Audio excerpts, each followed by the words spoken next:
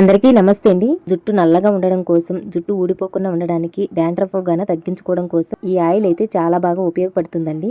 ఈ ఆయిల్ వచ్చేసి మేము ఇప్పుడు ఏ విధంగా ప్రిపేర్ చేస్తామనేది ఇప్పుడు ఈ వీడియోలో చెప్తానండి. వీడియో వచ్చేసి స్కిప్ చేయకుండా చూడండి. అప్పుడే మీకు ఏ విధంగా మేము ఆయిల్ ప్రిపేర్ చేస్తామనేది అర్థమవుతుంది. మీకు ఎవరికైనా సరే ఈ ఆయిల్ కావాలనుకుంటే వాట్సాప్ నెంబరు కామెంట్ బాక్స్లో ఇస్తారండి. ఆ నెంబర్ని కాంటాక్ట్ అవ్వండి. మేము వచ్చేసి ఆయిల్ ప్రిపేర్ చేసే ప్రతిసారి కానీ ఈ విధంగా కొబ్బరిని తెప్పించుకొని ఆ కొబ్బరిని మంచిగా ఎండబెట్టిన తర్వాతనే ఆయిల్ని అయితే తీయించి ఆయిల్ని ప్రిపేర్ చేస్తామండి.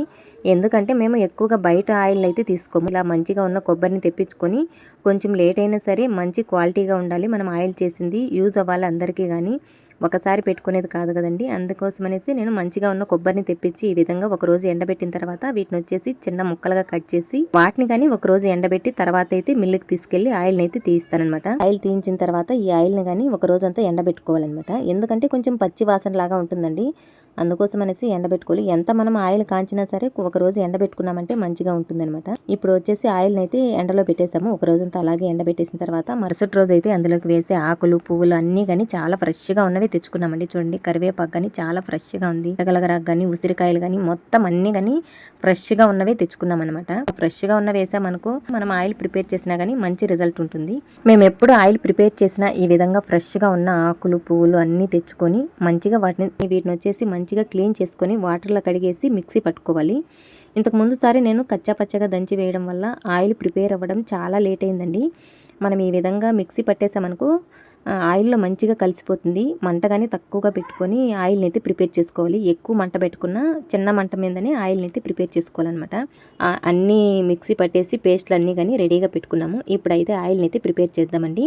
ఆయిల్ని మనం గ్యాస్ మీద చేయాలంటే ఎక్కువ టైం పడుతుంది, గ్యాస్ కానీ ఎక్కువ అయిపోతుందండి. మీరు ఎవరైనా సరే ఆయిల్ని ప్రిపేర్ చేసుకోవాలంటే ఈ విధంగా పొయ్యి మీద పెట్టుకొని చిన్న మంట మీదనే ఆయిల్ని అయితే ప్రిపేర్ చేసుకోండి. ఎందుకంటే మనం గ్యాస్ మీద పెట్టామనుకో గ్యాస్ ఎక్కువ అయిపోతుంది అనమాట.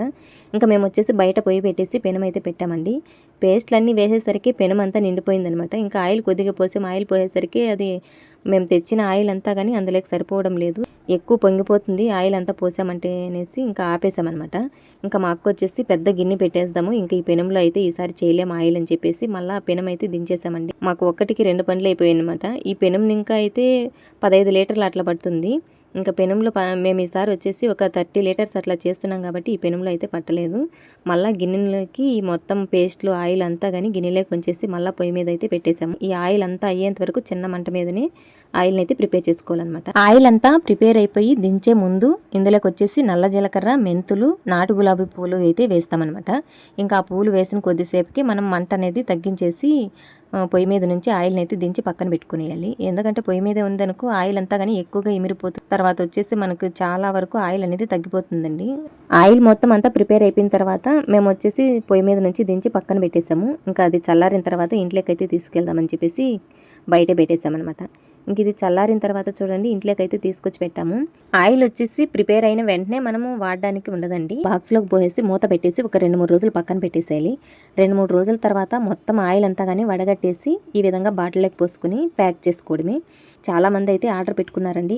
ఆయిల్ వచ్చేసి స్టాక్ అయిపోయింది, ఇప్పుడు ప్రిపేర్ చేస్తున్నాం ఫ్రెష్గా అని చెప్తే కానీ చాలా మంది అయితే మంచిగా రెస్పాండ్ అయ్యి ఆయిల్ ప్రిపేర్ అయిన తర్వాతనే మెసేజ్ పెట్టండి ఆర్డర్ పెట్టుకుంటామని చెప్పారు. ఆయిల్ ప్రిపేర్ అయిన తర్వాత వాళ్ళకందరికి కానీ మెసేజ్ పెట్టి వెంటనే ఆర్డర్ పెట్టుకున్నారు. ఇప్పుడైతే వాళ్ళకందరి కోసం ఈ విధంగా ప్యాక్ చేసి కొరియర్ చేస్తున్నాం అనమాట. ఎంతమంది ఆర్డర్ పెట్టుకున్నారో వాళ్ళందరికీ కానీ మరుసటి రోజు అయితే ఈ విధంగా ఆయిల్ అంతా కానీ ప్యాక్ చేసి పార్సల్ చేస్తున్నాము. ఈ పార్సల్ అన్ని కానీ మరుసటి రోజు కొరియర్ చేయడం కోసం అనమాట. ఓకే ఫ్రెండ్స్, మీకు ఎవరికైనా సరే ఈ ఆయిల్ కావాలనుకుంటే వాట్సాప్ నెంబర్ కామెంట్ బాక్స్లో ఇస్తానండి. ఆ నెంబర్ని కాంటాక్ట్ అవ్వండి. Thank you for watching.